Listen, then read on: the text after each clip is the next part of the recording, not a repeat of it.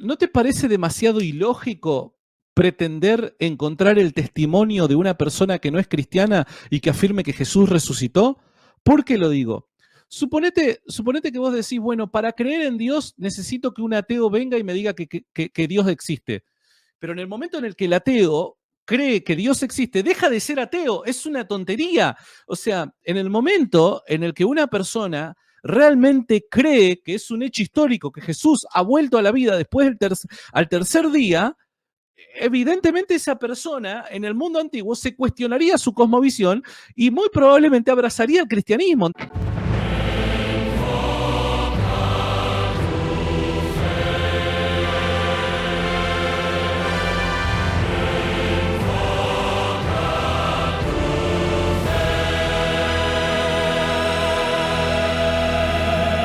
Paz y bien. Un saludo para todos en los corazones de Jesús, José y María. Mi nombre es William Toro, este es su canal Enfoca tu Fe. Bienvenidos a este especialísimo de Pascua de Resurrección. Y como no podía faltar, hoy el especial tiene que ser con un duro, con un crack. Él siempre presenta a la gente así, entonces vamos a presentarlo como lo que es para este super tema. Tengo conmigo al duro, al crack, al titán. Tengo a Santiago Alarcón. Santi, mi hermanazo del alma, ¿cómo estás? Bienvenido a tu casa, este otro rinconcito chiquito que se llama Enfoca tu Fe. Muchas gracias por la presentación, gracias por la invitación y ahora siento lo que sienten mis invitados cuando los invito de esa manera, ¿no? Me da un poco de vergüenza, así que voy a replantearme mi forma de saludar a mis invitados. No, muchas gracias, de verdad, gracias por la invitación, estoy súper contento, me gusta charlar con amigos, así que seguramente la vamos a pasar bien y más tratando este tema que es súper especial, es el momento en el año, ¿no? Así que nada, muy expectantes por lo que vamos a tocar el día de hoy. Totalmente, mi hermano, así es. Y para mí, así como vos también en algunas ocasiones ya lo has dicho, para mí también es una bendición contar y tener amigos que saben de lo que hablan y saben el tema que van a abordar. Y por eso yo quería este especial con Santi Alarcón, porque muchos de los que pueden estar viendo en este momento este programa o los que lo vayan a ver más adelante, si somos católicos, muchos llegamos a Rincón Apologético o a Santiago Alarcón y lo conocimos aún siendo evangélico. ¿Por qué? Por su defensa del caso de la resurrección de Cristo.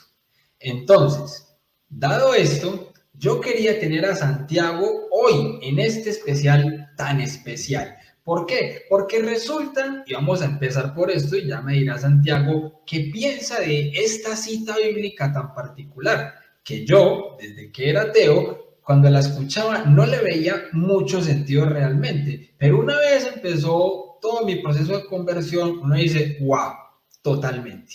Y estoy hablando de 1 Corintios 15, especialmente el versículo 14. Vana es nuestra fe si Jesucristo no resucitó. Incluso es vana también nuestra predicación. Santi, empezando de pronto con esta cita bíblica, ¿qué pensás vos, mi hermano, de estas palabras que salieron de boca y del puño y letra del apóstol San Pablo? Mira, cuando pienso en este pasaje, es imposible olvidar una anécdota que tengo con este pasaje en redes sociales. Cuando comencé en redes, yo particularmente trabajaba en Facebook y recuerdo que en una oportunidad tiro una encuesta, ¿no? Un tipo, no sé, era una pregunta, algo como para interactuar con la gente. Y le digo a la gente, al público, que era cristiano, ¿no? O al menos la mayoría era cristiano. Le digo, si se demostrara que Jesús no resucitó a los muertos, ¿no? Si se demostrara, no sé cómo se podría demostrar eso, ¿no? Pero si se demostrara, imaginémoslo, hagamos un esfuerzo e imaginémoslo. Si se demostrara que Jesús no resucitó de los muertos, que al tercer día no pasó nada y que Jesús permaneció muerto, ¿seguiría siendo cristiano? Y para mi sorpresa, tengo que ser honesto, el 70% de las personas me dijo que sí, que seguiría siendo cristiano. Y mucha gente justificaba su postura, ¿no? Por sensaciones, emociones, eh, cosas lindas a las que el cristianismo invita, ¿no?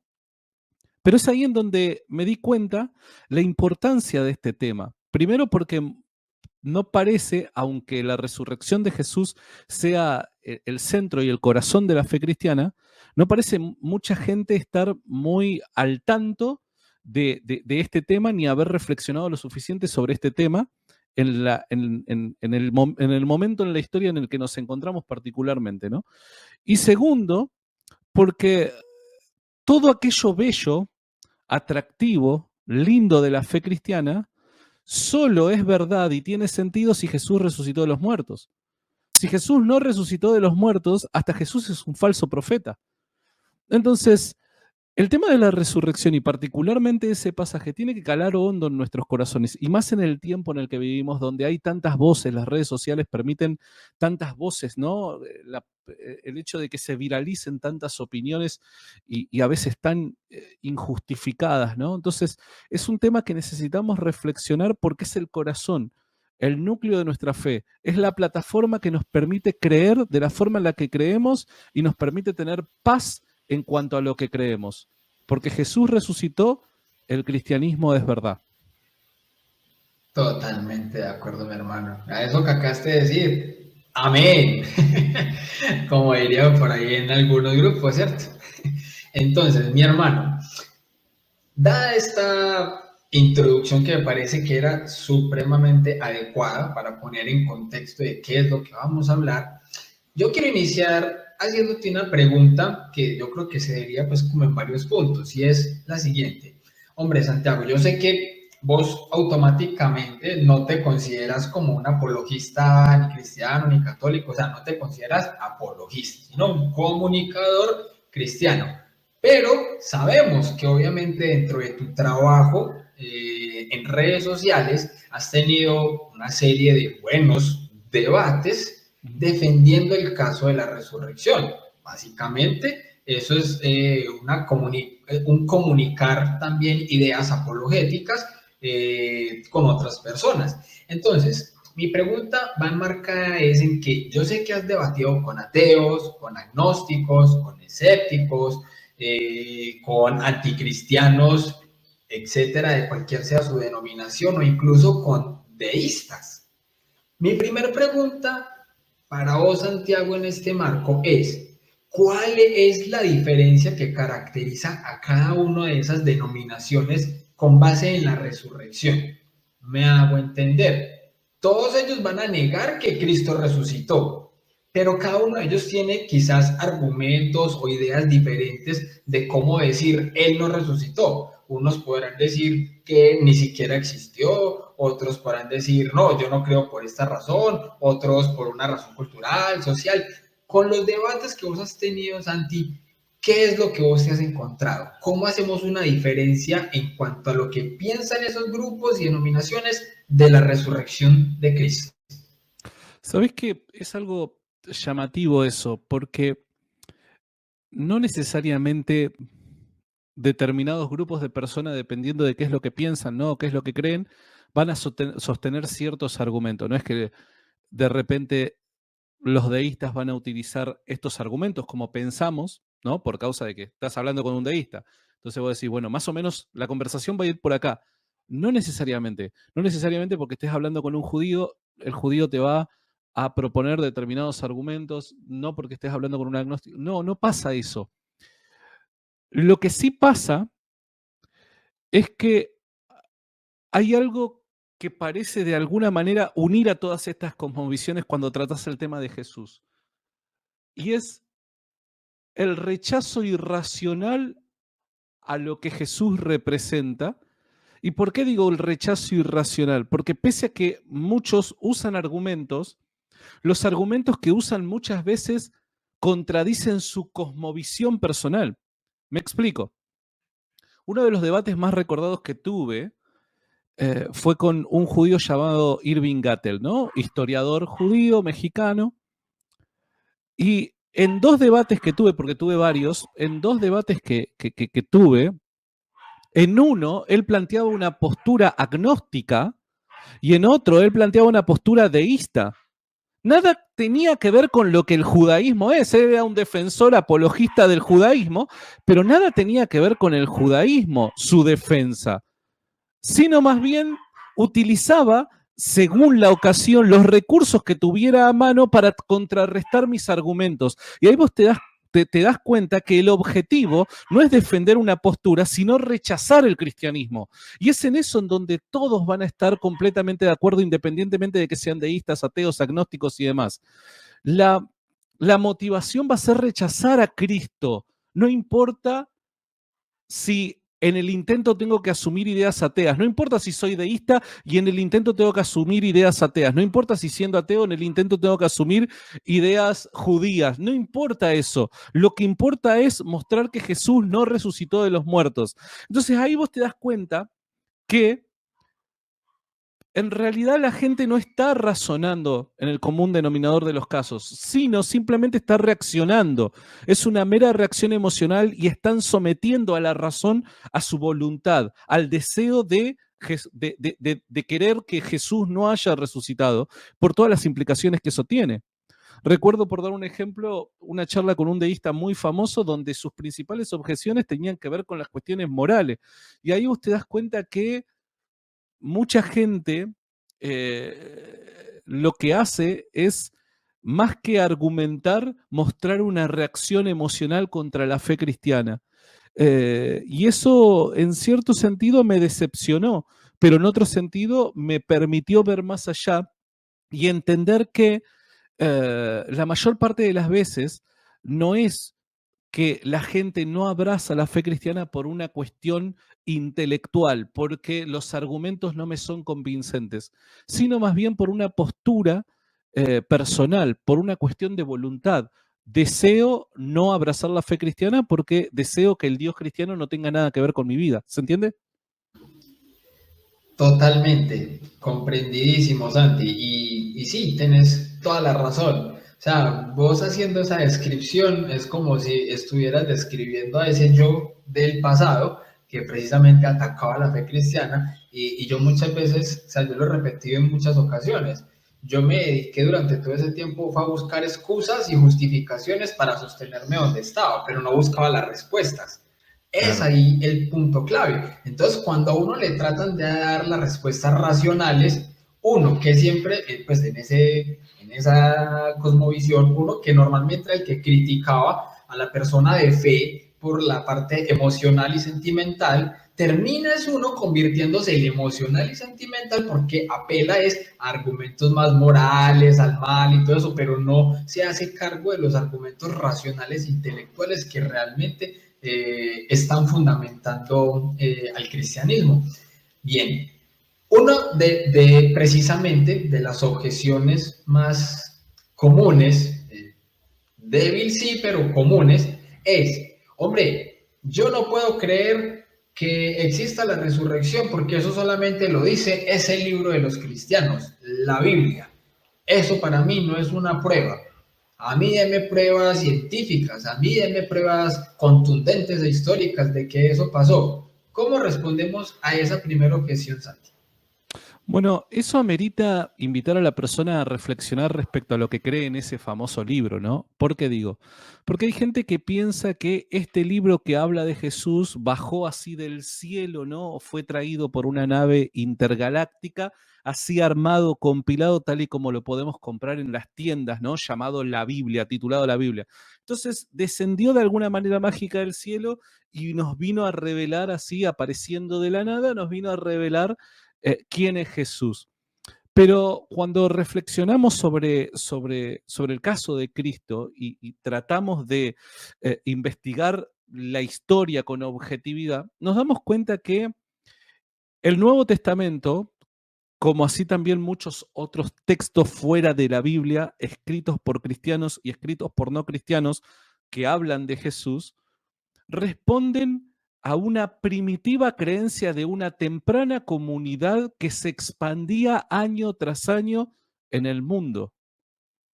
Este es el tema a responder. No, ni siquiera el fuerte está en lo que dice el Nuevo Testamento, porque el Nuevo Testamento es un fiel reflejo del pensamiento primitivo de una comunidad que, repito, se expandía a lo largo del Imperio Romano desde la primera mitad del primer siglo.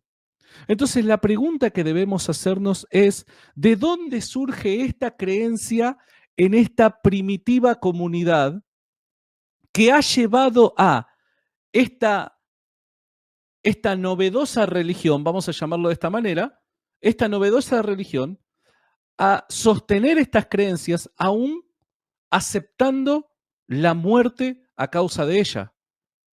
¿Cuál es la razón que motivó a estas personas y cuál es la razón por la que se volvió tan popular y se expandió a tal velocidad esta creencia en el siglo I, de tal forma que aquellos que eran los promotores de estas ideas soportaron los castigos más crudos y aún la muerte sin retractarse de sus creencias?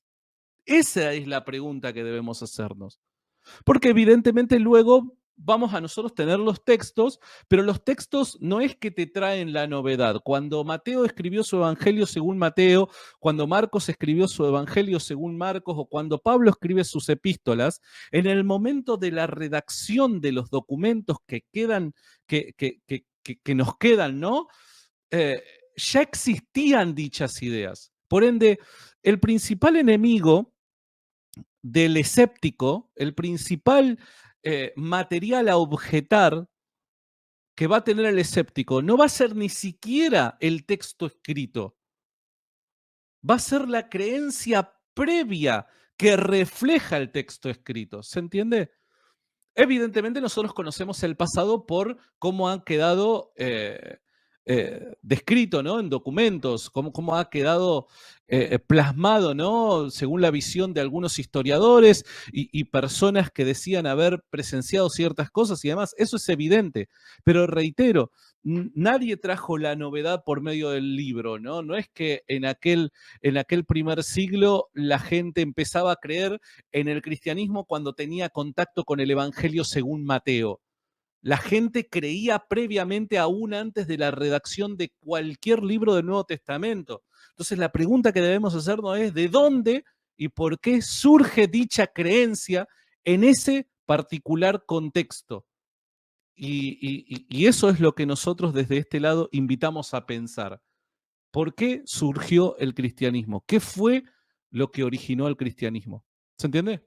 Totalmente. Y precisamente cuando se responde de esta manera, muchos escépticos o muchos agnósticos van a apelar, pues algunos les he escuchado, de que es que el origen del cristianismo fue por San Pablo, fue por Pablo, que el cristianismo empezó por Pablo.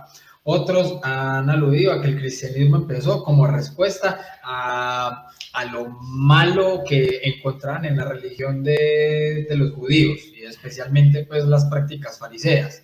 Entonces, en ese orden de ideas, pues, dato mata relato. ¿De dónde surge el cristianismo si no apelamos entonces a las escrituras? ¿Cómo podríamos responder a eso, Santi? Bueno, a ver, en principio tenemos que recordar que una hipótesis no se formula por medio de la creativa imaginación que tenemos sin ningún tipo de respaldo, ¿no? Yo podría decir, no sé, que el cristianismo fue un movimiento que surgió porque el emperador Tiberio tenía ganas de crear una nueva religión y le pagó a un grupo de 12 personas en Judea y les aseguró, no sé, estancias, pongámosle, estamos cayendo en anacronismos obviamente, pero simplemente para entrar en este juego, a todos sus familiares y a sus descendientes les prometió, no sé, un tipo de indemnización por parte del Imperio Romano para que de alguna manera crearan esta mentira y así poder Roma, luego de un par de siglos, dominar el mundo por medio de esta creencia religiosa, ¿no? Bueno, eso podría ser una hipótesis. Hay mucha gente que dice, bueno, eso podría ser. El tema es que esta no es la forma de construir hipótesis. Lo que pudiese ser, o sea, pudiera ser, sí, claro, pero ¿qué razón hay que nos invita a creer que eso realmente debería ser tomado en serio, de que esa hipótesis debería ser tomada en serio. Bueno, ahí es en donde nosotros tenemos que ir a fuentes. Bueno, ¿cuál es la razón por la que creemos que esto pudo haber sido verdad? Bueno, porque está esta fuente, está esta otra fuente, está esta otra fuente. Y es ahí en donde uno tiene que, es mediante ese mecanismo que uno tiene que evaluar el peso que realmente pueden llegar a tener las diversas hipótesis que se vayan formulando. En el caso del cristianismo, obviamente nosotros vamos a apelar a fuentes escritas en principio, aunque no son las únicas, pero en principio vamos a apelar a fuentes escritas. Pero dichas fuentes escritas explican de forma explícita que la idea cristiana ya era muy popular para el momento en el que dicha fuente se redacta. Te doy un ejemplo. Primera de Corintios, que es una epístola escrita por el apóstol Pablo a la comunidad de Corinto, fue escrita aproximadamente en el año 50-51, más o menos, ¿no? No podemos dar certezas, pero aproximadamente más o menos fue en esa fecha que se escribió. El mismísimo apóstol Pablo, en dicha epístola dirigida a una comunidad concreta, confiesa que muchas de las cosas que está exponiendo en dicho documento ya había sido comunicado con anterioridad cuando él tuvo un contacto directo con dicha comunidad, cuando la fundó a la iglesia, o cuando él fue un agente promotor de las ideas cristianas en esa región en el mundo. ¿Qué quiere decir esto? Que el mismo autor del documento al que estamos apelando confiesa que dicha creencia no surge con el documento escrito, sino que es previo al documento escrito. Y así tenemos muchos ejemplos que nos señalan que cuando se redactan dichos documentos, ya la creencia cristiana era algo conocido y muy popular. Ahora, la forma de conocer que tenemos la historia, nosotros tenemos diferentes vías, para conocer la historia, ¿no? Tenemos la vía del documento escrito, tenemos la vía arqueológica, los artefactos que se descubren, ¿no?, de un determinado periodo de la historia, y tenemos los efectos que son causados por diversas causas del pasado, ¿no? Estas tres vías nos van a comunicar el pasado de alguna manera y van a proporcionarnos la información necesaria para nosotros reconstruir parcialmente algunas fotos de momentos en la historia. El cristianismo no solamente es conocido por medio de la vía del documento escrito, histórica, sino también por medio de las otras vías. Tenemos la vía arqueológica, por dar un ejemplo. A finales de la década del primer siglo, ya los cristianos estaban sufriendo en algunas partes del mundo una gran persecución. En dicha persecución, habían paganos que se burlaban de la fe cristiana, o sea, se burlaban de los cristianos por su fe, ¿no? Se ha descubierto un grafito llamado el grafito Alexámenos adora a su Dios, que pretende ser, en un recinto que se utilizaba como cárcel, pretende ser un dibujo al estilo bullying del siglo XXI. ¿Viste que el bullying qué es? Es básicamente burlarte de las personas por determinadas características de la persona que pueden incluir las creencias de la persona, ¿no? Entonces, este grafito de Alexámenos adora a su Dios muestra cómo un pagano, y es un dibujo, muestra cómo un pagano se inclina ante su Dios, porque el hecho de que... ¿Tenés el dibujo ahí? Vos lo tenías, ¿cierto? Pará. Esto es un regalo de mi mamá, mirá. Y algunas personas piensan de que este cuadro que me regaló mi mamá es de mal gusto, porque obviamente es una burla al Señor. Pero en términos históricos, esto es un instrumento muy importante. ¿Por qué? Porque de repente yo tengo esto acá, ¿no? Y entra una persona que no es cristiana. Y cuando vos lo ves sin tener la información de qué es, te llama la atención porque decís, ¿qué es eso?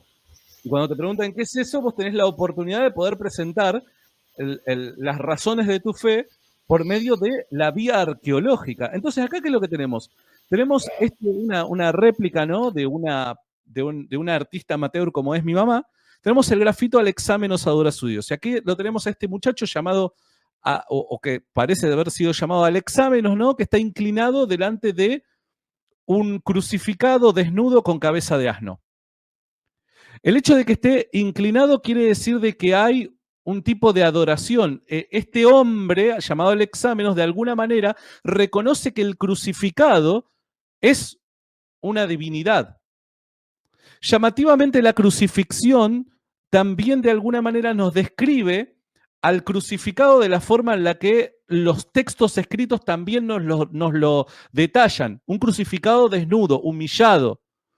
Y este detalle de la cabeza de asno está fuertemente vinculado con una creencia pagana respecto a los judíos, que decía que los judíos adoraban a un Dios con cabeza de asno. Entonces, fíjate, en una sola imagen, no solamente nos expresa una creencia histórica, sino también teológica, porque el pagano, fíjate bien, esto es maravilloso, el pagano interpreta que el Dios crucificado, que el hombre crucificado, que es adorado por los cristianos, es el mismo Dios del Dios de los judíos. Esto es una bomba. Y esto es algo histórico. O sea, en términos históricos, pero esto es algo arqueológico. ¿Se entiende? Es explorar la vía de la arqueología que también nos viene a dar detalles del pasado. Entonces, no solo vamos a tener la vía histórica, la vía del texto escrito, ¿está bien? Los documentos, los manuscritos, no solamente vamos a tener eso, sino también vamos a tener la vía arqueológica. Y vamos a tener también la vía de los efectos. ¿Por qué? Porque en el siglo I, mediados del siglo I, vamos a decirlo así a gran escala, simplemente para que el que está del otro lado, que no es cristiano, pueda ver que intentamos manejar objetividad. A mediados del siglo I... Claro, pero igual si vemos que solamente sea mediados del siglo I, igual es algo muy cercano. Obvio que sí, obvio que sí. Mediados del siglo I surge una nueva comunidad religiosa. Hay una nueva comunidad religiosa que adopta ideas terriblemente novedosas para la época y que evidentemente, filosóficamente, no pueden ser consideradas una copia de creencias previas. Esta comunidad es el cristianismo. La pregunta es, si la iglesia, el cristianismo, comienza a existir, este comenzar a existir es un efecto. Tiene que haber una causa que haya impulsado dicho efecto. ¿Cuál es esa causa? Bueno, por medio de los efectos, reitero, podemos conocer algo acerca de las causas. Es ahí en donde, por medio de las creencias primitivas cristianas y fíjate qué interesante, la teología cristiana va a estar íntimamente vinculada con los hechos históricos de una persona histórica llamada Jesús de Nazaret. Por medio de esa vía, los cristianos van a explicar la razón de su existencia. Van a decir, nosotros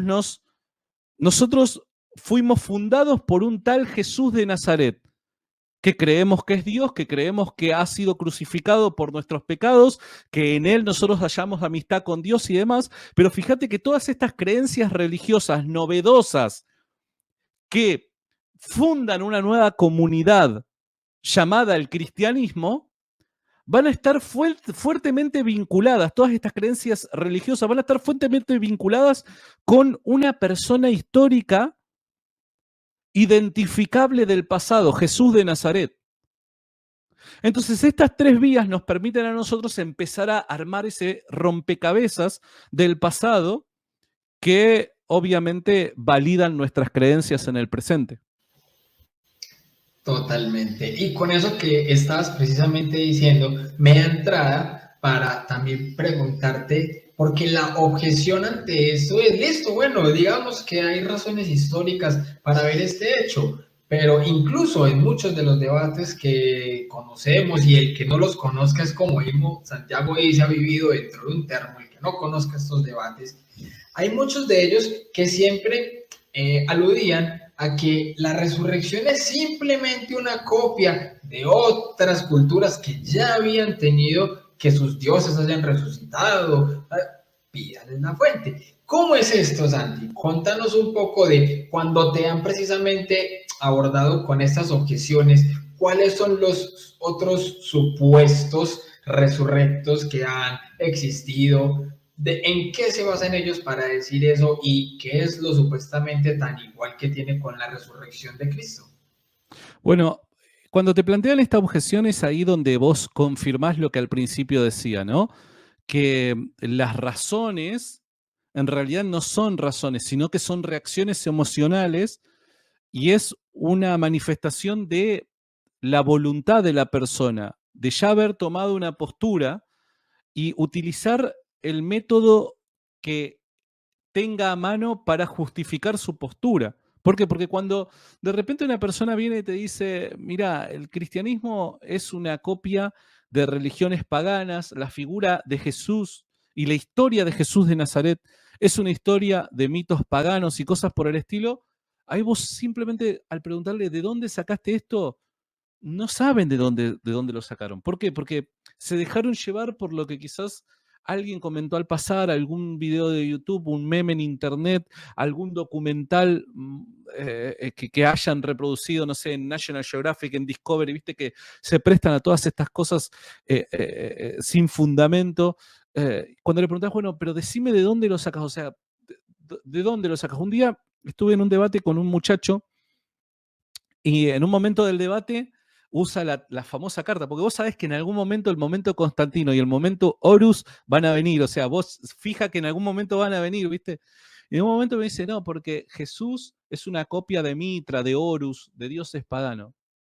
Le digo, bien, o sea, dónde dice que, por dar un ejemplo, Horus, ¿no?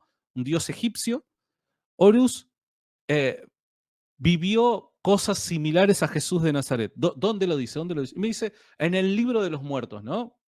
Encontré uno que por lo menos me derivó a alguna fuente, digo, buenísimo. Llamativamente yo tengo un libro de los muertos acá atrás, libro de los muertos, y lo saco y le digo, señálame dónde, porque lo quiero leer, yo no tuve contacto con ese texto. Y en ese momento empezó el momento malabares, ¿no? El no tengo la cita ahora. Y vos ahí te das cuenta que decís, campeón, eh, nada, no existe dicha cita. ¿Por qué? Porque cuando vos vas a los documentos que hablan de la historia de estos supuestos dioses, los documentos que te cuentan los mitos de estos personajes legendarios y demás, o cuando vas a manuscritos antiguos que te hablan sobre las creencias religiosas de determinados grupos, te das cuenta que no hay fuentes primarias, que todo es una cuestión de mito. El mito, a ver, el mito no pretendía ser una descripción histórica de personajes históricos reales. El mito es una construcción artificial que responde a una creencia que ya está en boga en una determinada comunidad. El mito pretende de alguna manera explicar el por qué se cree lo que se cree, aunque la gente de la comunidad sabe y es consciente que el mito no pretende ser una explicación histórica, rigurosamente hablando. Entonces, los antiguos pretendían de alguna manera explicar por qué es que llueve en determinadas temporadas, por qué es que los agricultores utilizan determinados momentos en el año para plantar, para cosechar y demás, y apelan, ¿no? Para explicar los fenómenos del clima, apelan a estos mitos, ¿no? Bueno, es un dios y hay una historia de un dios detrás de todo esto, ¿no? Que ocurre la misma historia cada año y cosas por el estilo. Pero el mito no tiene la intención de ser información o de ocupar el lugar de la información histórica, para nada. Entonces, cuando la gente sale con estas objeciones, ahí vos te das cuenta lo poco que seriamente ha tratado el tema y que mismo así se ha tomado una decisión, ha tomado una postura. Y ahí vos te das cuenta, ¿no? De que es más que nada una reacción emocional más que otra cosa. Es como un conformismo. Es como, uy, encontré algo que me da la seguridad de que ahí no está, punto, ya, me quedo con eso. ¿Lo ves? Acá está. El libro de los muertos. Y te querés matar. Cuando me decía el libro de los muertos, te lo muestro acá, decime dónde. Y te querés morir. Y hasta el día de hoy estoy esperando la cita. Totalmente. Bueno, Santi, el tema de los criterios historiográficos para uno poder saber que lo que estamos leyendo en el Evangelio es algo fidedigno.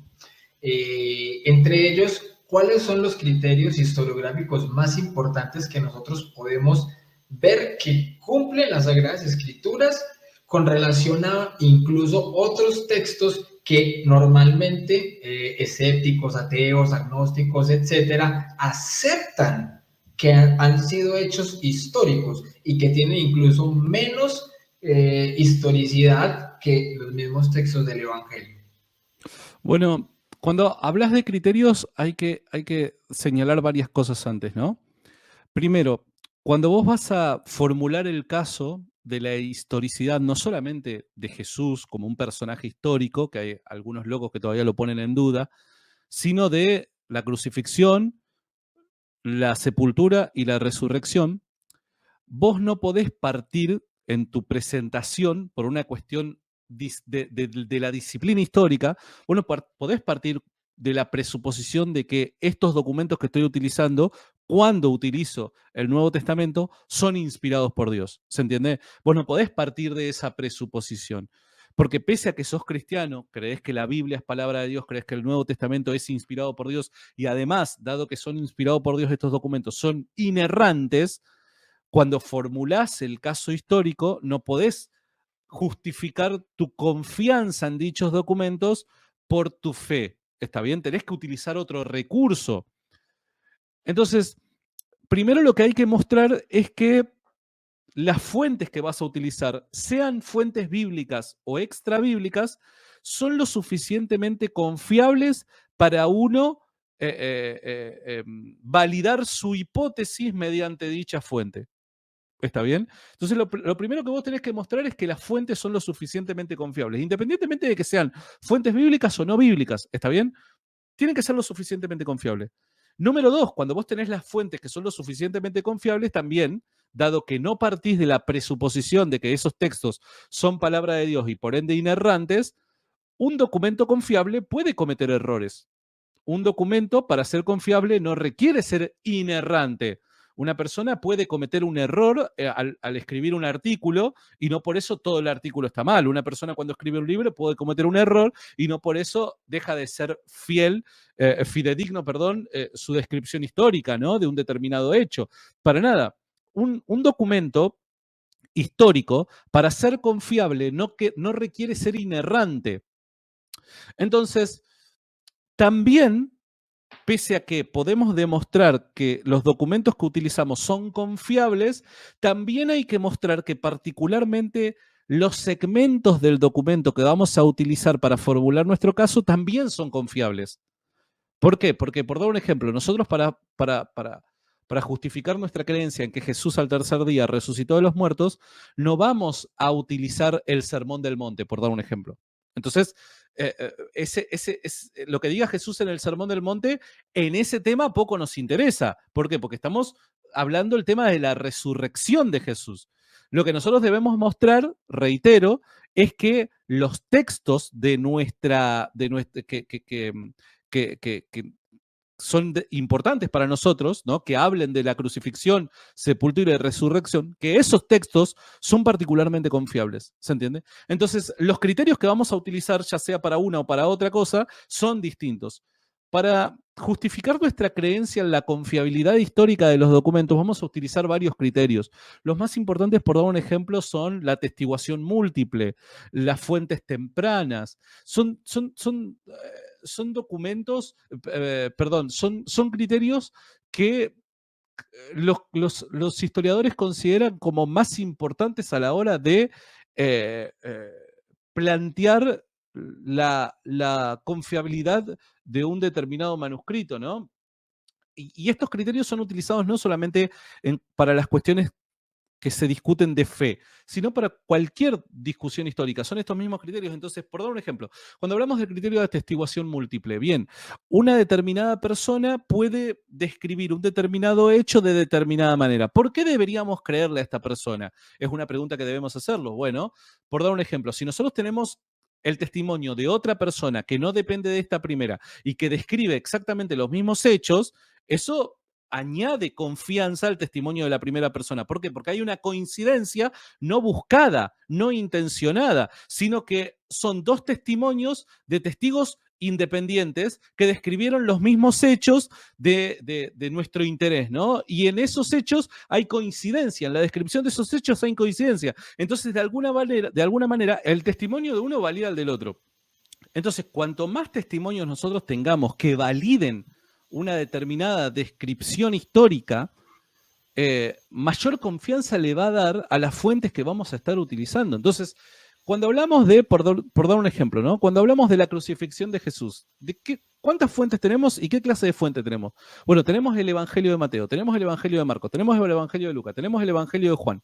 Acá ya tenemos 4 fuentes independientes que nos describen los hechos desde perspectivas distintas, pero que lo describen de forma similar. Por ende, esto aumenta la confiabilidad de dichos testimonios.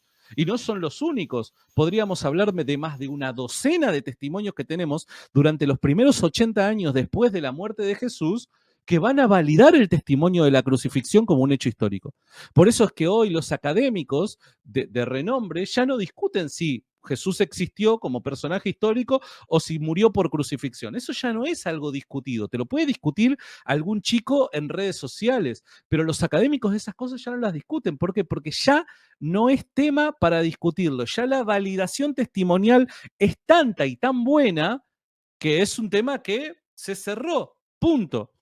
Ahora, por dar un ejemplo, estos testimonios, ¿de quién son? Son de Pepito, que recibió el testimonio de la abuela, que la abuela a su vez de la tía, y que la tía lo recibió del marido que fue que presenció los hechos, o es de un testigo presencial.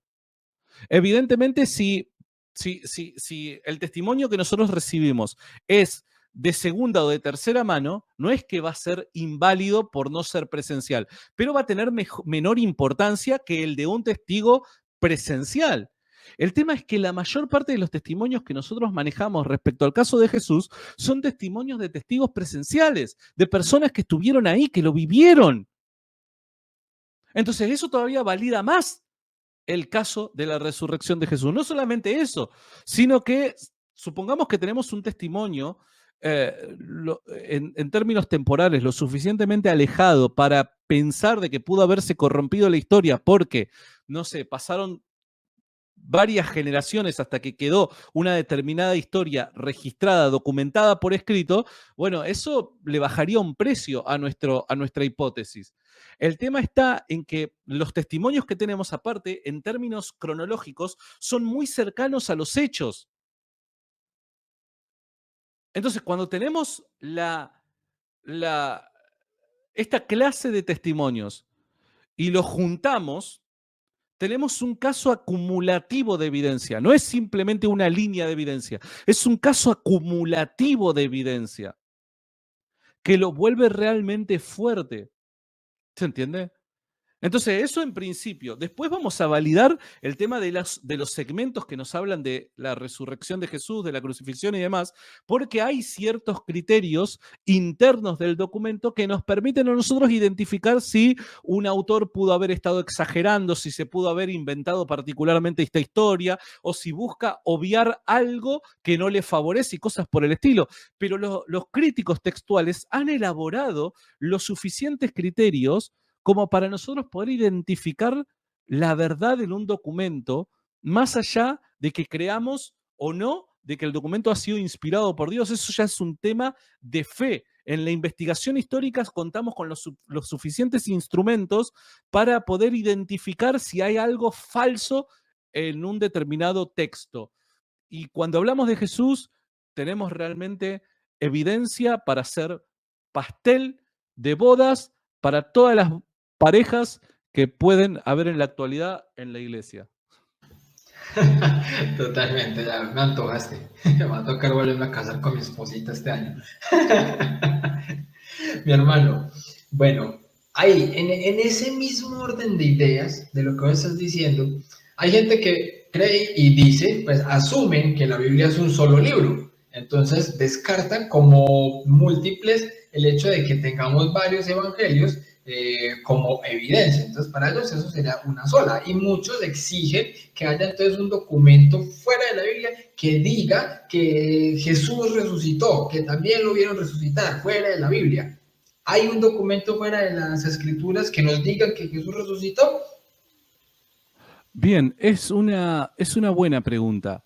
Ah, te voy a decir que no y en cierto sentido sí. A ver, primero, cuando te plantean este argumento, están esperando no solamente que no esté un testimonio fuera de la Biblia, sino un testimonio fuera de la comunidad cristiana. Porque si fuera únicamente solo fuera de la Biblia, yo te podría citar, no sé, una docena de documentos de menos de 80 años luego de la crucifixión de Jesús que nos pueden hablar acerca de esta creencia particular que tenían los cristianos. ¿Está bien? Ahora, eh, es la exigencia no es solamente un testimonio fuera de la Biblia, sino también fuera de la comunidad cristiana. Y ahí es en donde la cosa se pone un poco más difícil, pero también es demasiado subjetivo, demasiado arbitrario dicho pedido. ¿Por qué? Porque primero la persona que te hace ese pedido debería mostrar por qué es que no es confiable el testimonio de un cristiano. ¿Cuál es la razón por la que no es confiable un testimonio de un cristiano? Y bueno, no, porque el cristiano ya cree esas cosas y de alguna manera es como que está, no sé, haciendo propaganda de sus creencias, es como que responde a una determinada agenda y demás. Se presupone la malintención de todos aquellos que se crean cristianos. ¿Por qué? ¿Cuál es la razón? Parece ser demasiado arbitrario. Bajo ese parámetro, por dar un ejemplo, deberíamos dejar de creer en los testimonios de muchos judíos que sufrieron la Segunda Guerra Mundial. ¿Por qué? Porque justamente es a ellos que un gran mal se les estaba causando. Entonces, dado que ellos son una de las partes implicadas, todos sus testimonios deberían ser inválidos. ¿Por qué? Porque están justificando una determinada postura en la que están incluidos, involucrados. Bueno, si esos fueran los parámetros, eh, ¿qué historia deberíamos creer? Dado que siempre una parte de la historia la cuenta una parte afectada. ¿Se entiende? Entonces, vos tenés que mostrar que en este caso los cristianos no son dignos de creer. Buena suerte. Pero punto número 2 es, uh, ¿no te parece demasiado ilógico pretender encontrar el testimonio de una persona que no es cristiana y que afirme que Jesús resucitó? ¿Por qué lo digo? Suponete que vos decís, bueno, para creer en Dios necesito que un ateo venga y me diga que Dios existe. Pero en el momento en el que el ateo cree que Dios existe, deja de ser ateo, es una tontería.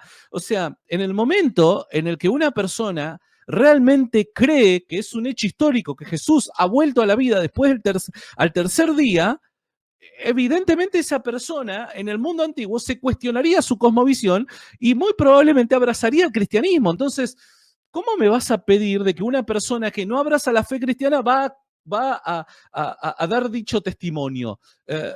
Es una tontería, reitero. Ahora, tenemos el testimonio, sí, de un montón de personas que no eran cristianas y cuando se encontraron con la verdad de la resurrección, se convirtieron al cristianismo. Entonces, ese testimonio también debería ser importante. ¿Por qué estas personas, qué tenían para ganar estas personas que no eran cristianos, que eran judíos, que eran paganos y demás, y se convierten de la noche para la mañana para la fe cristiana? ¿Cuál es la razón que lo lleva a este cambio de cosmovisión? Evidentemente porque se encontraron con el resucitado. Por otro lado, te podría decir en cierto sentido sí, acepto el desafío y digo, en cierto sentido sí. ¿Por qué? El texto que voy a hacer referencia no es que dice que Jesús resucitó, pero da que pensar respecto a lo que pudo haber pasado. El texto es el de Tácito en su obra Anales. ¿Está bien? En su obra Anales, Tácito, al tratar el tema de Nerón, el incendio de Roma, va a circunstancialmente, de forma rápida, va a tocar el tema de los cristianos. Muy rápido. No es de su interés hablar del cristianismo. Pero porque está hablando de Nerón, va a hablar de los cristianos para meter contexto a sus lectores. Y en el texto, él afirma que estos cristianos surgieron en Judea en tiempo de Poncio Pilato y que su líder, un tal Cristo, que dice Christus, ¿no? Fue crucificado por Poncio Pilato. Y en el texto, si lo tuviéramos en pantalla, lo podríamos ver la maravilla que estoy describiendo. Dice que por un momento, este movimiento fue obstaculizado, vamos a decirlo de esta manera. Por un momento este movimiento, el cristianismo, fue obstaculizado. ¿Por qué fue frenado este movimiento? Porque su líder fue crucificado. Pero luego vuelve a surgir en Judea. ¿Cuál es la razón por la que vuelve a surgir este movimiento religioso que había sido parcialmente frenado con la crucifixión de su líder? Bueno, los cristianos van a decir que esto sí ocurrió, fue parcialmente frenado con la crucifixión de su líder, pero luego vuelve a surgir porque su líder vuelve a la vida. Entonces, de manera indirecta, tenemos el testimonio de un historiador no cristiano que sostiene históricamente lo mismo que los cristianos luego van a explicar. El historiador lo que va a decir, este historiador no cristiano va a decir, este movimiento religioso fue frenado con la crucifixión de su líder. Y luego vuelve a surgir el movimiento religioso. Los cristianos van a añadir a eso, van a decir, amén a eso, fue así, y te voy a explicar por qué. Vuelve a surgir porque ese líder que murió crucificado vuelve a la vida al tercer día. ¿Se entiende? Entonces es un testimonio hiper valioso. Totalmente. Muy bien. Bien, Santi, entonces llegados a este punto, antes de meternos como a los argumentos principales sobre la resurrección, que obviamente todo esto es el contexto para nosotros los cristianos, saber por dónde es que nosotros debemos meternos en el momento que podamos tener un diálogo barra debate con personas que obviamente rechazan el cristianismo y más específicamente por el hecho fundamental para nosotros que es la resurrección. Santi, nosotros en cuanto a documentación histórica, ¿cómo están los evangelios respecto a otros documentos? Porque hasta donde yo tengo entendido, los evangelios tienen chorrocientos documentos históricos en comparación con el que supuestamente más tendría y que le sigue, que creo que es la Ilíada. ¿Cómo es ese tema, Santi? Bueno, es interesante porque, por dar un ejemplo, en nuestras universidades hoy en día, al estudiar historia del mundo antiguo, los profesores utilizan textos como la Ilíada, ¿no? La Odisea, ¿quién no estudió en filosofía a Platón, ¿no? Hay muchos textos del mundo antiguo que son utilizados sin ningún tipo de problema en las universidades, ¿no? Pero cuando hablamos particularmente del caso de Jesús, ya el Nuevo Testamento como fuentes históricas, como 27 fuentes históricas independientes, ya se pone en tela de juicio, ¿no? Porque son documentos de fe, ¿no? Entonces es como que sin ningún tipo de razón ya lo descartan, ¿no? Bueno, cuando comparamos los documentos del Nuevo Testamento con documentos utilizados en las universidades del mundo antiguo, la ventaja del Nuevo Testamento es increíble, es terrible. ¿Por qué? Porque, primero, los documentos del Nuevo Testamento, en su gran mayoría, fueron escritos por testigos presenciales, por personas que vivieron lo que están describiendo. En cambio, otros documentos del mundo antiguo responden a o redactan, dejan por escrito antiguas tradiciones que se venían comunicando de generación en generación por la vía oral. ¿Se entiende? Entonces, el cristianismo también va a utilizar mucho la vía oral para comunicar creencias y aspectos históricos de Jesús. Pero particularmente los documentos que tenemos por escrito son de aquella primera generación de cristianos, aquellos que tuvieron un contacto directo con el Jesús histórico.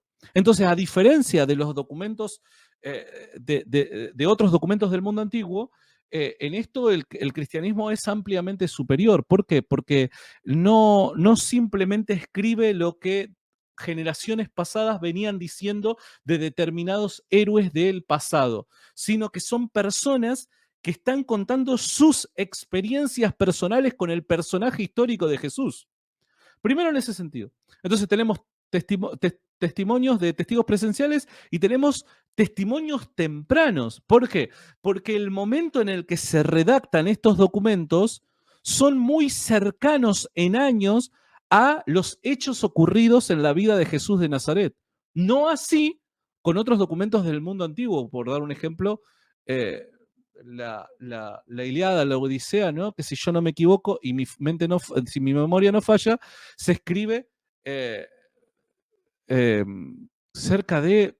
acá voy a cometer un error, prefiero no decir nada, porque acá voy a cometer un error, no recuerdo bien la fecha. Lo que sí recuerdo la fecha es también en los manuscritos que tenemos en la actualidad. Obviamente nosotros no contamos con los manuscritos originales del mundo antiguo. ¿Por qué? Porque estamos a más de 2000 años de los hechos sucedidos y si los documentos originales fueron escritos en papiro, el papiro, por lo general, dependiendo de las circunstancias y del uso del material, no duraban más de 100 años. Por ende, los antiguos lo que hacían eran reproducir, multiplicar aquellos documentos que eran realmente muy importantes para una determinada comunidad. Por lo general eran documentos religiosos, ¿no? Entonces, los cristianos lo que van a hacer va a ser empezar a reproducir, a multiplicar estos documentos que fueron escritos por principalmente los apóstoles. Y son esos los documentos, las copias de los documentos originales, aquellos que en la actualidad nosotros vamos a poseer. Copias a partir del siglo II tenemos en la actualidad, que han sido descubiertos por el trabajo arqueológico de muchas personas. Entonces, hasta en estos términos también el cristianismo supera ampliamente a cualquier competidor del mundo antiguo, dado que, por dar un ejemplo, y ahora sí recuerdo la fecha, el manuscrito más antiguo que tenemos de la Odisea y la Ilíada de Homero está separado en años del original 500 años, y es uno de los más cercanos en términos temporales que tenemos. En cambio, el Nuevo Testamento, algunos de sus documentos tan solo están separados por 25 años.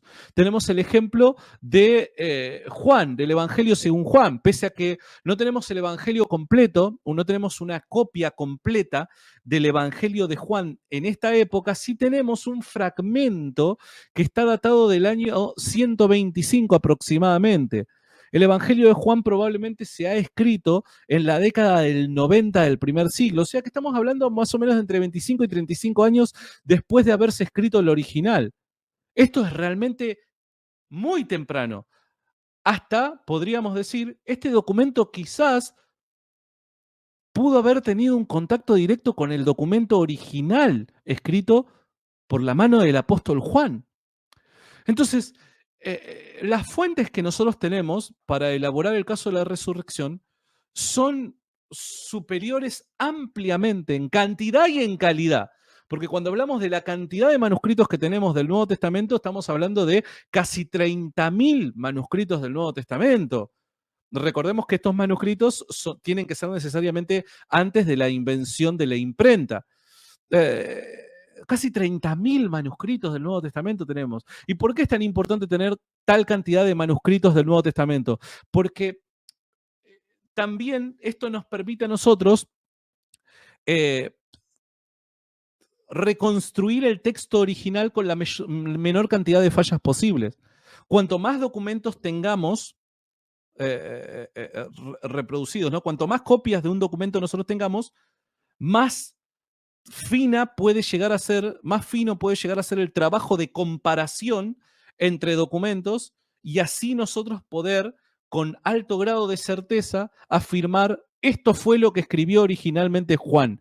¿Por qué? Porque obviamente los que reproducían dichos documentos eran seres humanos que podían cometer errores. Los copistas cometían errores por cansancio, por distracción, por no entender la letra quizás, porque recordemos de que los manuscritos se copiaban de una lengua a otra y demás, entonces podían cometer errores humanos. Esos errores humanos quedaban plasmados en los documentos que reproducían. Entonces, para evitar estos errores en la actualidad, hoy tenemos un montón, casi 30.000 copias para nosotros comparar unos documentos con otros y poder reconstruir ese documento original que fue escrito por mano de los apóstoles que fueron testigos presenciales de la vida de Jesús de Nazaret. Totalmente. Y esos más de casi 30.000 contra 600 y punta del que le sigue. Entonces, sí. Totalmente. Bueno, Santi, mi hermano, ahora sí, ya teniendo todo este marco y todo este contexto, que obviamente es lo que nos sirve para poder entender bien esos argumentos, que no es tirar los argumentos por tirarlos o que muchos puedan decir, no, eso simplemente son afirmaciones gratuitas de los argumentos. No, acabamos de dar ya precisamente un contexto argumentativo entre lo que son los criterios historiográficos, cómo se reconstruye la historia, por qué creemos lo que creemos, por qué son fidedignos los evangelios, el Nuevo Testamento, todo esto para poder entrar a lo que obviamente sería, Santi, ¿cuáles son entonces los principales argumentos que nosotros como cristianos tenemos para defender el caso de la resurrección de Cristo? Bueno, podríamos elaborar varios argumentos, ¿no? Pero uno de los que más me gusta es el siguiente. Lo podemos plantear de la siguiente manera. Tracemos una línea imaginaria en nuestras mentes, una línea cronológica, ¿no? Con un punto A, un punto B y un punto C. El punto A representa el ministerio público de Jesús, ¿no? La vida de Jesús de Nazaret. El punto B, posterior a la, temporalmente hablando, representa la muerte por crucifixión de Jesús. Y el punto C, posterior al B, en tiempo, ¿no? Representa la aparición post-mortem de Jesús. Si nosotros somos capaces de presentar suficientes fuentes, lo suficientemente confiables, para sostener que estos 3 puntos en la historia ocurrieron, tenemos el caso de la resurrección de Jesús formulado. Ahora, hay buenas razones para creer de que estos 3 puntos particularmente ocurrieron. Acá, ojo, acá no vamos a discutir si Jesús expulsó demonios del Gadareno. Acá no vamos a discutir si Jesús multiplicó los panes. Acá no vamos a discutir si Jesús caminó sobre las aguas. Acá lo que estamos discutiendo es si tenemos suficientes fuentes para confiar que Jesús fue un personaje histórico, que tuvo un ministerio público, que muere por crucifixión y que aparece nuevamente con vida luego de su evidente muerte. Si tenemos los suficientes documentos históricos, fuentes, citas, razones para sostener estos 3 puntos en la historia, Jesús resucitó de los muertos y por ende el cristianismo es verdad. Y evidentemente los tenemos. Totalmente. Ese es un argumento que yo he escuchado que vos has dado en varios debates con obviamente toda esta gente que mencionamos al principio, ateos, agnósticos, escépticos, deístas. ¿Cuáles han sido como los principales argumentos en contra que te han puesto o objeciones que te han puesto frente a este argumento principal de la resurrección? Y ante esos argumentos, ¿cómo se responde? A ver, los principales no siempre son los mejores, ¿no? Porque los principales son por lo general los más populares y los más populares por lo general son los peores. Si hablamos de los populares, son, bueno, Jesús es una copia de mitos paganos. Si hablamos de populares, los discípulos vieron, o sea, sufrieron alucinaciones. Esos son los más populares y son los más ridículos, por así decirlo. Honestamente hablando, son los de menor peso. Después están los menos populares, pero que amerita poder pensarlo, tomarse su tiempo para pensarlo y tratar de responder lo mejor posible, ¿no? Que son, por dar un ejemplo, principalmente dos. Uno que presupone un naturalismo metodológico, o sea, ¿qué quiere decir esto? Que no podemos creer en lo sobrenatural y por ende debemos descartar todo tipo de referencia sobrenatural en textos históricos. Por ende, dado que, te doy un ejemplo, ¿no? Dado que los muertos no resucitan, ¿no? Los muertos no resucitan, Jesús no pudo haber resucitado.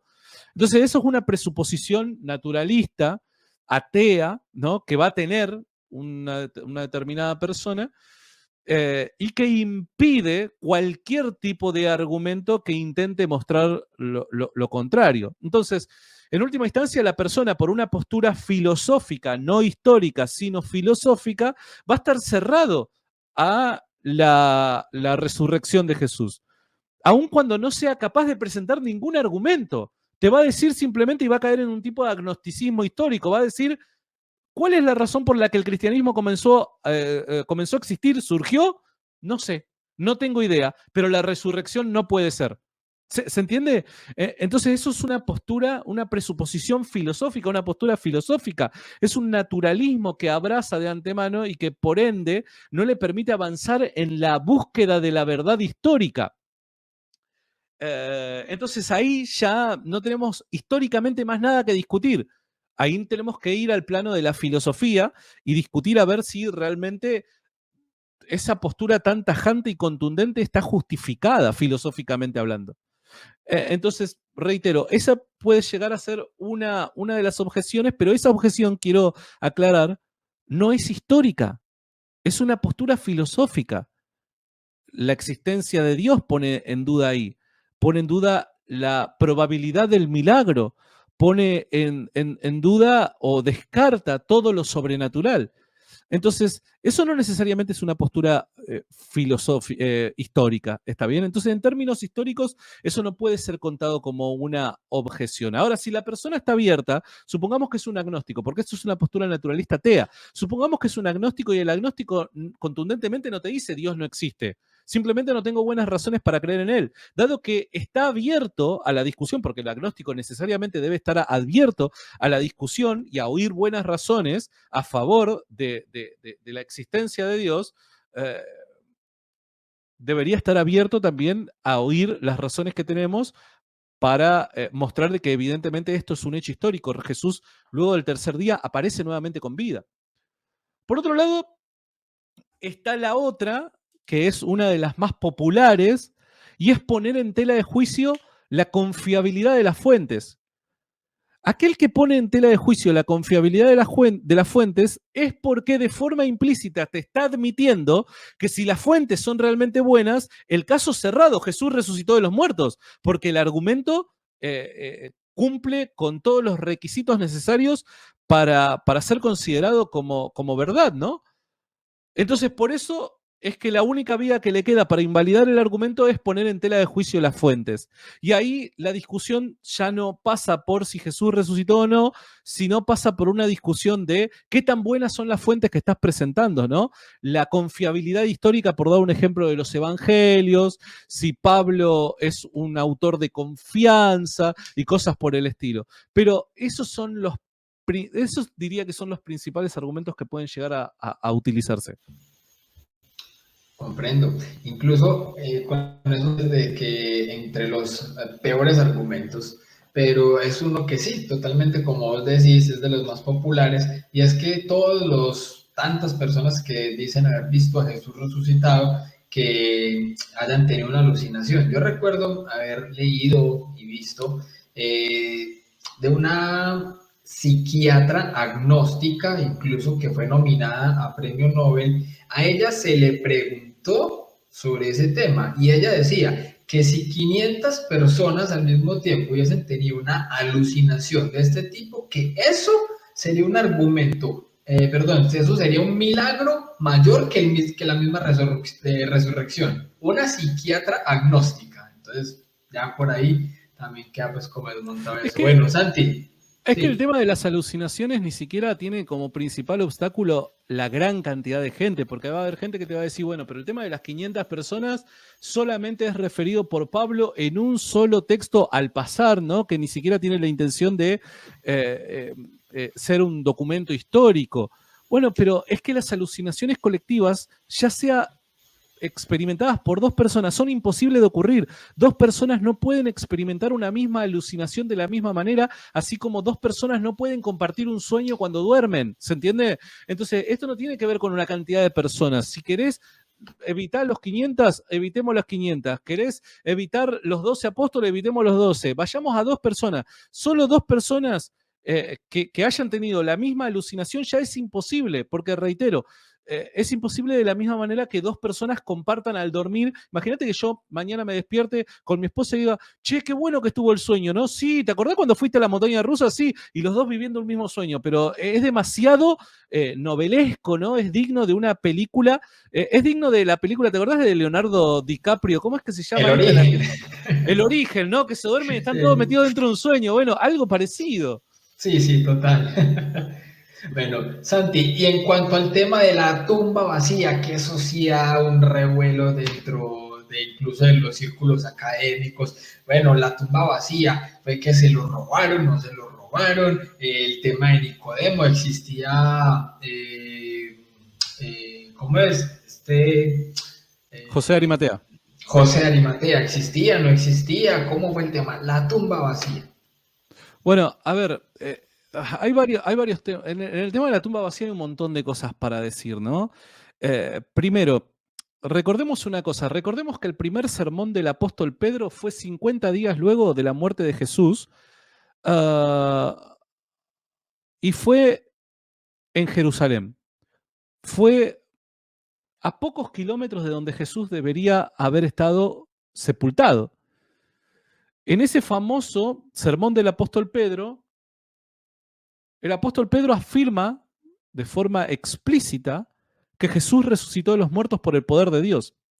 Entonces acá tenemos un testimonio lo suficientemente antiguo de un hecho que ocurre muy cercano a la muerte de Jesús y en un lugar cercano para poderse constatar. ¿Qué quiero decir con esto? Que las afirmaciones cristianas primitivas respecto a el destino del cuerpo de Jesús son verificables. Las personas podían verificar si esto era así o no era así.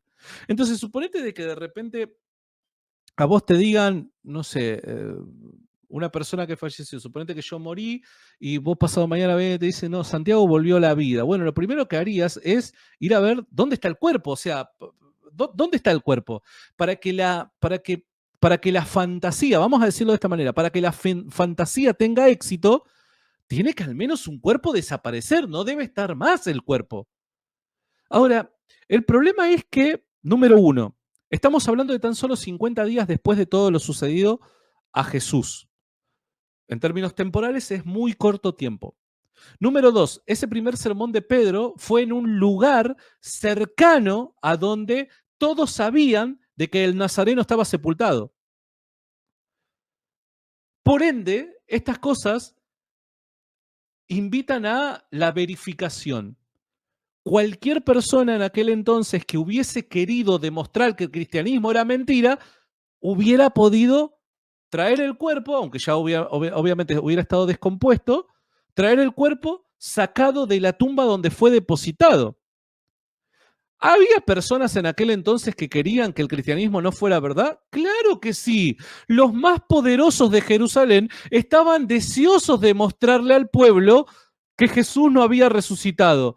Porque de hecho, los documentos históricos más antiguos que tenemos dicen de que los líderes del pueblo de Israel tenían envidia del movimiento cristiano naciente. ¿Por qué? Porque estaban captando la atención del pueblo que supuestamente ellos debían liderar. Entonces, evidentemente habían personas en aquel entonces que deseaban, y si hubieran tenido la oportunidad de demostrarle al pueblo que Jesús no había resucitado, sino que era una burda fantasía de un grupo de locos que estaban destruidos emocionalmente por haber abandonado a su maestro, lo hubieran podido hacer. Ahora la pregunta es, ¿por qué no lo hicieron?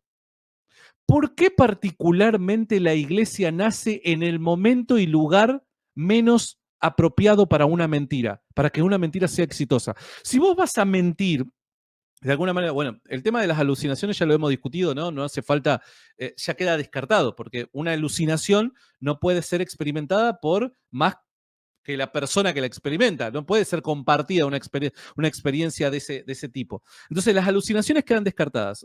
Por otro lado, la mentira queda, el complot, la conspiración. Ahora, vos no vas a mentir o llevar a cabo un complot de esta envergadura en el único momento y lugar donde podés ser desmentido.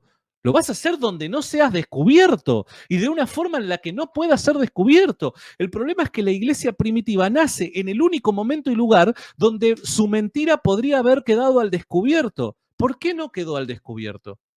Esta es la gran pregunta que debemos hacernos. ¿Por qué no quedó al descubierto? Y Aparte, con tantos enemigos alrededor. y con tantos enemigos alrededor, ¿no? Es que, y además también recordemos que cuando hablamos de una iglesia, no estamos hablando de no sé, un poder, viste, nucleado en determinadas personas que tenían, que estaban financiadas, ¿no? Por un determinado capital y que contaban con, no sé, con fuerzas militares o cosas por el estilo, que vos decís, bueno, con estos tipos no se metan y no te podías meter porque, no, estamos hablando de un par de discípulos que habían abandonado todos, personas probablemente en la pobreza, que hasta por muchos eran considerados como locos, probablemente hayan tenido problemas dentro de su círculo familiar, eran personas realmente para prestarle poca atención en ese momento particular de la historia. No había un respaldo político, militar, económico detrás de sus hombros que financiaban esta conspiración de tal forma que toda la gente les crea y no puedan ser descubiertas sus mentiras, ¿no? Para nada, no había tal financiamiento, ¿no? No puede ser eso pensado de ninguna manera. Entonces, estamos hablando de un grupo de 12 personas, principalmente, ¿no? Que fueron los principales promotores sin ningún tipo de financiamiento ni respaldo militar, político en sus espaldas, sino todo lo contrario, los principales poderes de la época estaban en contra de estos individuos. Entonces, hay muchos factores que te invitan a pensar en las circunstancias que originaron al cristianismo. Volviendo al caso de la tumba vacía, la resurrección de Jesús fue predicado en el único momento y lugar donde podría haber sido descubierto. ¿Por qué? Porque era de común conocimiento donde Jesús había sido enterrado. ¿Por qué era de común conocimiento? Porque fue en la tumba de José de Arimatea.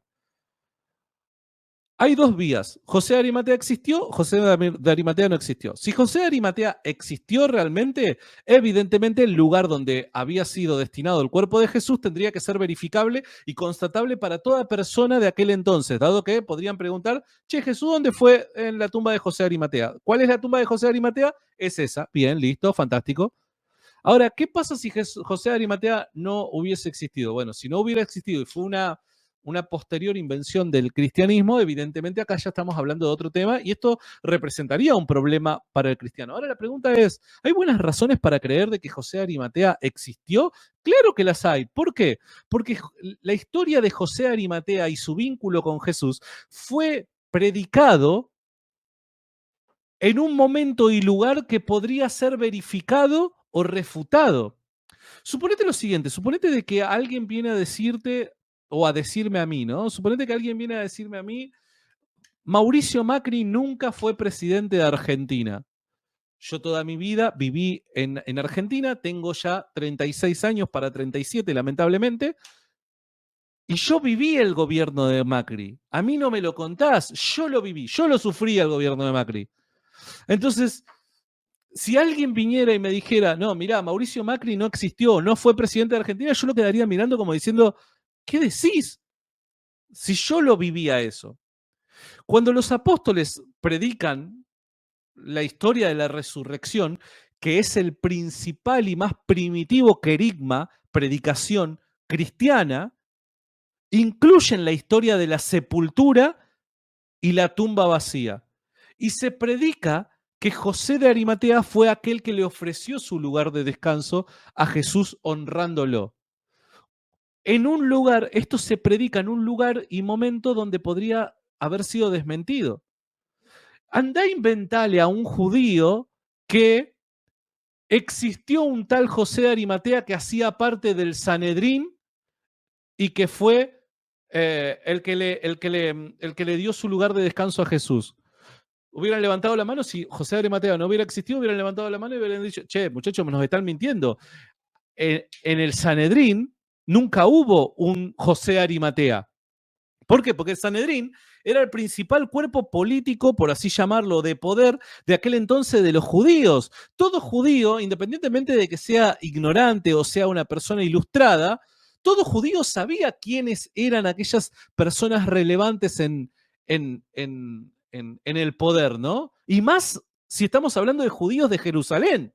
No estamos hablando de judíos que podían, no sé, que estaban en cualquier rincón del mundo. Estamos hablando de judíos de Jerusalén. Ellos conocían quiénes eran parte de este Sanedrín. Los conocían muy bien, sabían quiénes eran. Entonces era imposible en aquel entonces inventarse esta figura política tan importante, dado que es un testimonio demasiado temprano. Aquellas personas que vivieron en la época de Jesús podrían tranquilamente haberlo desmentido, haber desmentido de que existió dicha persona, pero no lo hicieron.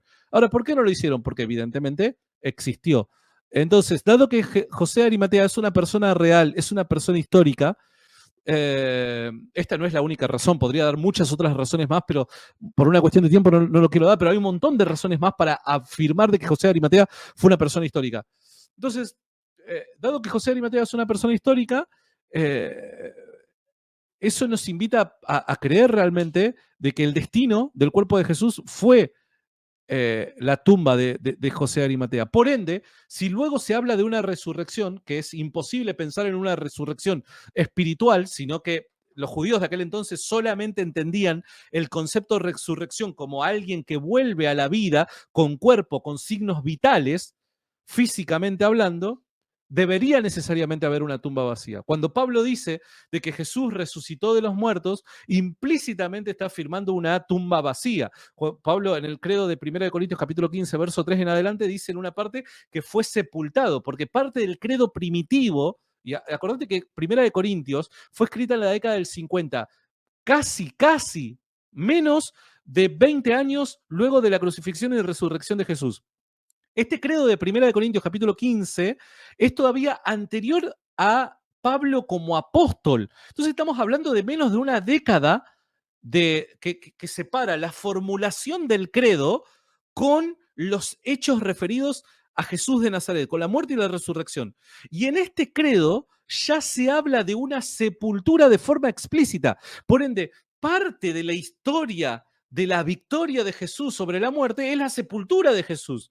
Ahora, si Jesús fue sepultado y luego resucitó, es obvio que hay una tumba vacía. El autor presupone una tumba vacía porque no es posible hablar de resurrección sin un cuerpo que se levante. Y si el cuerpo estaba en la tumba y se levantó, quiere decir que dejó una tumba vacía. Entonces, hay muchas vías para corroborar el tema de la tumba vacía. Por lo general se la niega porque si se niega la tumba vacía, estás ahí contra las cuerdas. Tenés que aceptar que Jesús resucitó. Totalmente, mi hermano. Creo que ya para ir aterrizando. Santi, dado el tema que en reiteradas ocasiones obviamente has expuesto sobre incluso pues, la cuestión de los milagros, que siempre se dan en un contexto religioso, ¿cierto? El argumento este que habías dicho que originalmente era de William Lane Craig, ¿cierto? Si podemos abogar este argumento para los milagros eucarísticos, ¿qué piensas de este argumento con base en la sábana santa?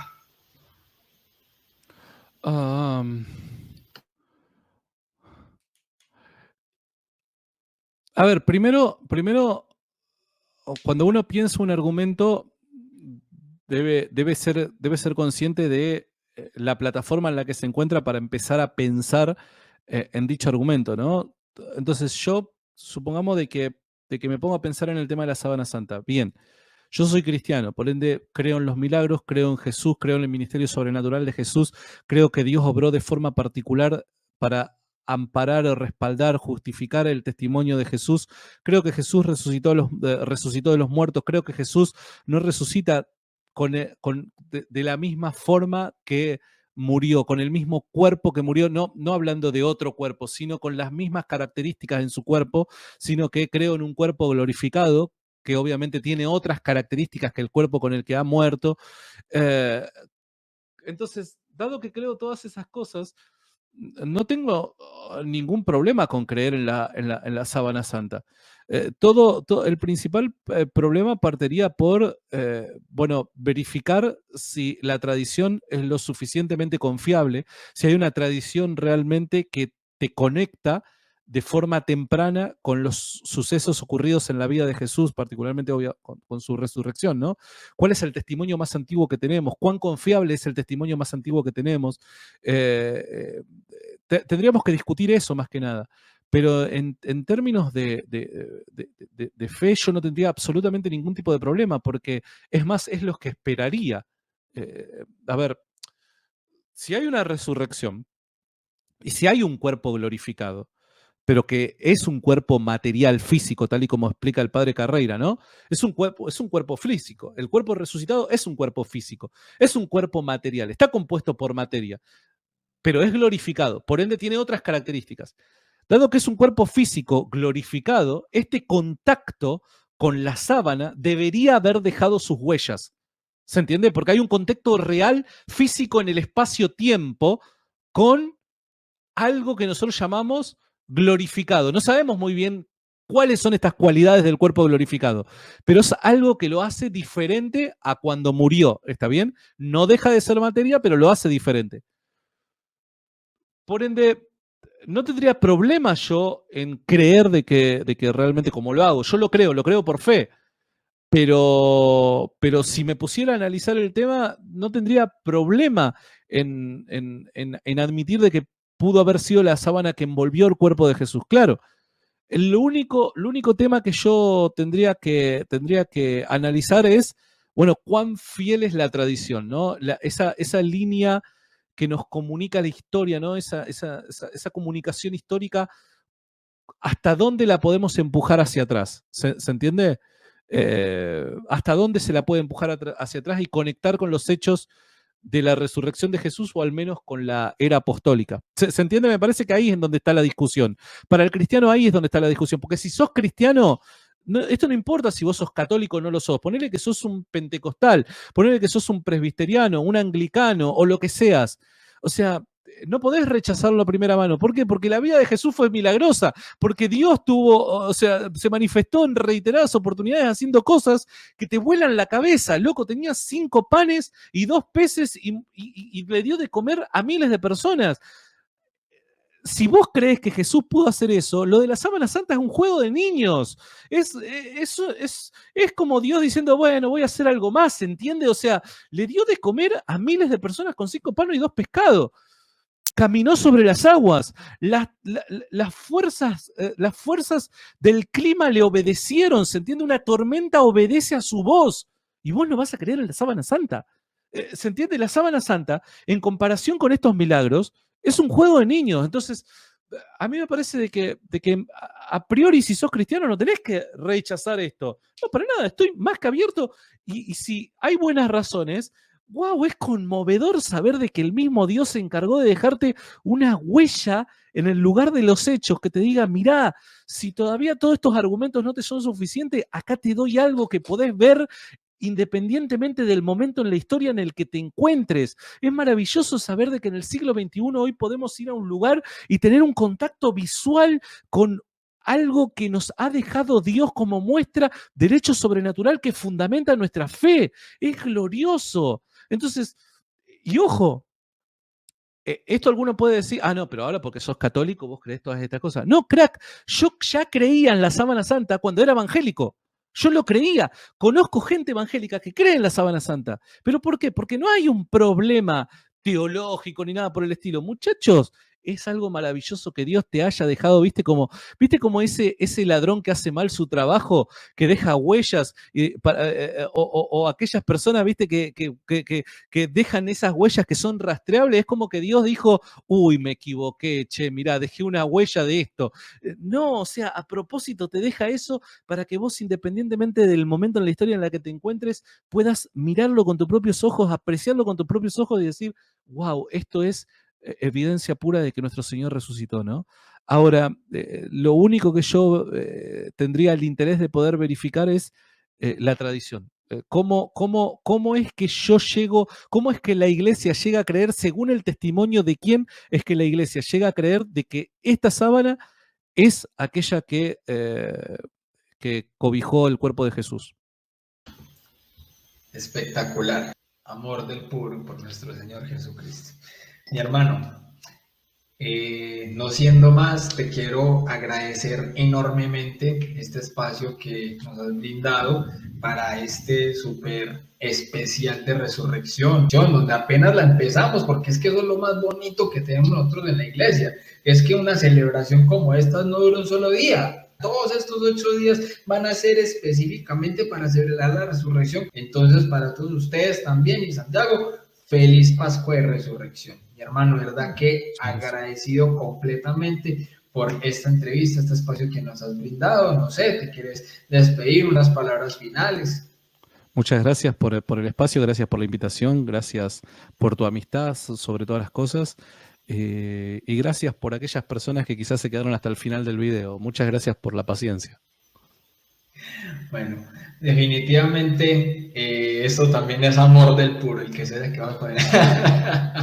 Bueno, de verdad que como siempre me despido, que Dios los bendiga, la Virgen los acompañe y como dijo San Agustín, nadie ama lo que no conoce. Dios los bendiga.